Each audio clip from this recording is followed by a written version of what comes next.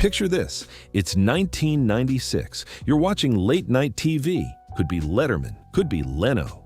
Doesn't matter, because whoever's at the desk is saying her name, and the audience is already laughing before the punchline lands. They always laughed before the punchline. For almost a decade, Pamela Anderson's name was a setup, a shorthand, a reliable applause break for men in suits who needed something easy. And every single night, on every major network in America, nobody in that audience stood up and said, "Wait, there's an actual person attached to that name. Not one person, not us, now." I want you to hold that for a second, because in the next 20 minutes, I'm going to show you what was actually happening on the other side of that camera, while the laughing was happening, while we were watching. And I promise you, what you're about to hear is not the story you think you know. She wasn't supposed to be any of this. That sounds like the beginning of every celebrity story, I know. The humble origin, the unlikely discovery, the small-town girl who made good. But Pamela Anderson's origin isn't inspiring. It's almost accidental in a way that should make us uncomfortable, because it reveals how little she had to do with becoming Pamela Anderson. She was born in Ladysmith, British Columbia, in 1967. Not a Hollywood town, not even close to one. Her father was a furnace repairman. Her mother worked in a restaurant. The family didn't have money in any of the ways that smooth a path toward fame. She was 21 years old when it happened. She was at a BC Lions football game. She happened to be wearing a Labatt beer t-shirt. A cameraman happened to point his camera at her. Her face appeared on the stadium's big screen. 60,000 people cheered, not because she'd done anything, not because she'd prepared for this moment or worked toward it or even wanted it, because she looked the way she looked, standing in the right place, wearing the right shirt on the right afternoon. Within weeks, Labatt had offered her a contract. Within months, she was in Los Angeles. Within a year, she was on the cover of Playboy. She was 22 years old and she had never asked for any of it. I want you to hold that detail because it matters. The way the beginning of a story always matters, even when we forget to look at it. Let me tell you what she was, at her peak. Not who she was, what she was, because the distinction is the entire story. By 1993, Baywatch was the most watched television series on the planet, not in America, on the planet. 148 countries, an estimated 1 billion viewers. And Pamela Anderson, in that red swimsuit running down that beach, she was everywhere. Not in the way that means you notice someone when they come up. In the way that means you cannot look away from any newsstand, any television, any magazine rack, any entertainment segment without seeing her face. She was receiving more than 10,000 fan letters a week, more than any other actor on American television at the time. Here's the thing about that number, though. 10,000 letters means 10,000 people who sat down, found paper, found a pen, addressed an envelope, bought a stamp, and physically sent something to a person they'd never met. That kind of devotion doesn't happen to a concept. It doesn't happen to a body. It happens to someone who made people feel something real. She made people feel something real. We just never talked about that part. The conversation was always somewhere else, on the swimsuit, on the hair, on the numbers, the ratings, the covers, the commercial value of her. Nobody asked what she was actually good at, because the industry had already decided what she was for. And she was 25 years old. And she was working 18-hour days in the Malibu sun. And somewhere behind the image, a person was trying to figure out how to survive inside a machine that had no interest in her surviving it. In the spring of 1995, Pamela Anderson met Tommy Lee at a New Year's Eve party. She has said it was the only time she was ever truly in love. They got married 4 days after they met. She was 27. She was, by any measure, at the absolute center of everything. The most photographed woman in the world. A deal in the works for a serious dramatic film. A sense, for the first time, that maybe she could be something more than what the beach scenes required. Then, a man named Rand Gauthier broke into their Malibu home. He was an electrician who had done work on the house. He knew the layout. He knew where the safe was. He opened it, took the guns, took the jewelry, took a 54-minute home video that Anderson and Lee had recorded privately, the way married people sometimes do, and walked out. Here is what happened next. And I want you to pay attention to the sequence because the sequence is the story. January 1996, Anderson and Lee discover the safe is gone. They file a police report.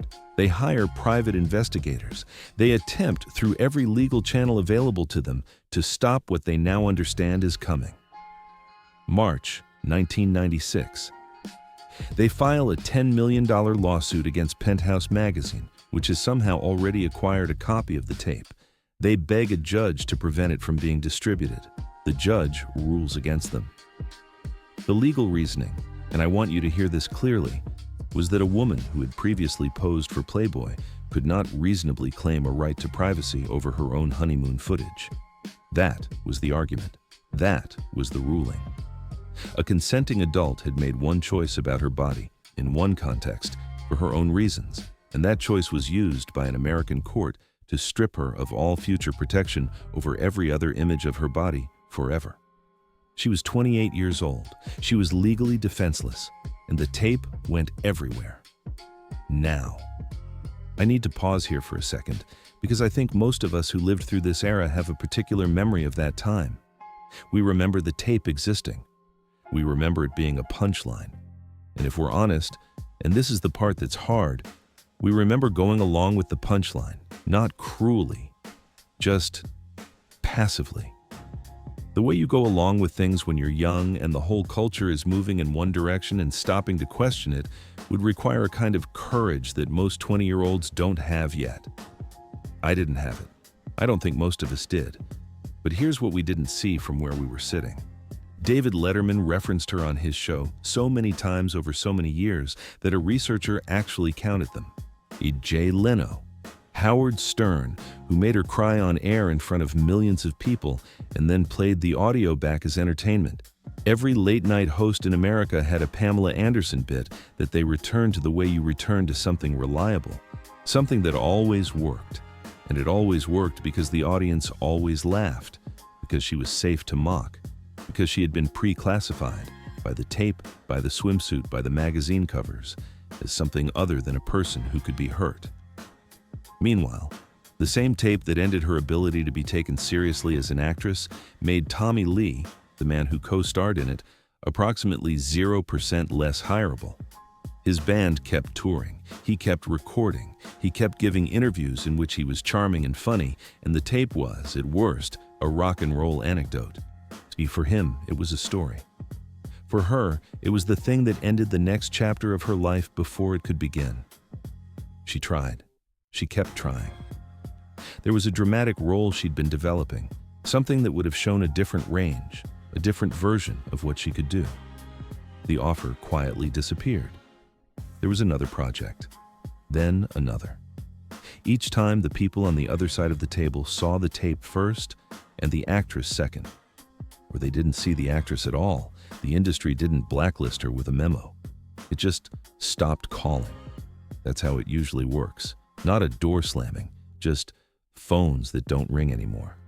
And somewhere in Los Angeles in the late 1990s, Pamela Anderson was going to those scheduled studio sessions anyway, because that's what you do when you still believe something is possible. Maybe she kept showing up, she kept working, she kept doing the thing she had trained herself to do. The calls stopped getting returned. At some point in the early 2000s, something shifted. Not in the industry's perception of her, that wasn't going to change. In her. She said in an interview years later that she had come to understand something that took a long time to accept. Every role she was being offered, every opportunity that came through the door, needed Pamela Anderson. Not Pamela, not the person. The Pamela Anderson that people had decided existed. The cartoon, the punchline, the image in the red swimsuit. I had become a cartoon character, she said, and I didn't know how to escape the cartoon. She was living in a house in Malibu with her sons, Brandon and Dylan. The entertainment machine was still spinning. There were projects, appearances, things that kept her technically present in the culture. But something essential had quietly switched off. The ambition that had been building toward something, the sense that she was moving in a direction, had nowhere to go. Because the direction she'd wanted to move in had been closed. And then one day, without an announcement, without a farewell tour, without a magazine cover explaining it, she left. She went home, to British Columbia, to the water, to the kind of quiet that you can only find in a place that never cared about your fame. Most of us didn't notice exactly when it happened. That's the thing about a quiet exit. It doesn't give you a moment to respond to. 1 month she was there, in some form, somewhere. The next month, the name was less present. The month after that, a little less. And then at some point you realize you haven't heard it in a while and you don't know when that started, and you just kept moving. We kept moving. She had been one of the most photographed human beings in the history of the medium, and she became someone who lived quietly near the ocean and didn't particularly need us to know about it. In January 2023, she released a memoir and a Netflix documentary in the same week. No one from the industry helped her frame it.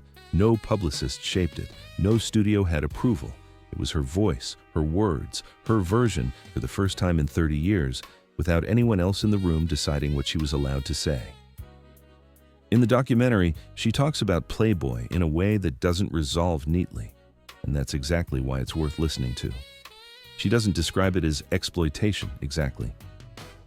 She describes it as the first moment she felt she had any agency over her own image. The first time someone asked her what she wanted, how she wanted to look, what she wanted to say. That the same context later became the foundation for the legal argument that stripped her of her privacy rights. That's not something she spends time explaining away. She just holds it. Both things. True at the same time. She has a line in the memoir that I keep coming back to. History is often rewritten to create heroes out of monsters, or vice versa. The truth always comes to the surface eventually. She wasn't talking about herself specifically, but she might as well have been. And then, in 2024, something happened that none of us saw coming. A director named Gia Coppola cast her in a film called The Last Showgirl.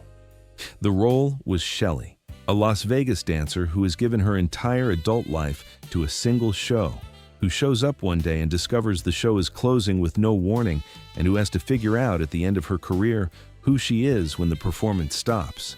You do not have to stretch very far to feel the meta layer of that casting choice. Pamela Anderson had not done serious dramatic work in over 20 years. She walked onto that set and delivered what critics, not fan sites critics, called a quietly devastating performance. She received a Golden Globe nomination for Best Actress. Film reviewers who had spent their entire careers treating her name as a cultural footnote were writing sentences like a performance of genuine emotional fragility and the role she was born to play. At the premiere, a reporter asked her what the film meant to her. She said, "I've been preparing for this role my entire life. Not performing modesty, not performing gratitude, just saying the true thing plainly, the way someone does when they've finally stopped caring what the interpretation will be." She lives in British Columbia now. She cooks, she tends her garden, she is raising her sons. She writes poetry, reflection, things that have nothing to do with a camera. She posts occasionally, not often, not in the way the algorithm wants. Just things she's made, things she's thinking about, things that are hers. She is 57 years old. She has no team managing her image. She turned down the Oscars red carpet, not because she was unavailable, but because she has been on enough red carpets to know the difference between showing up for a reason and showing up to be seen. She knows the difference now.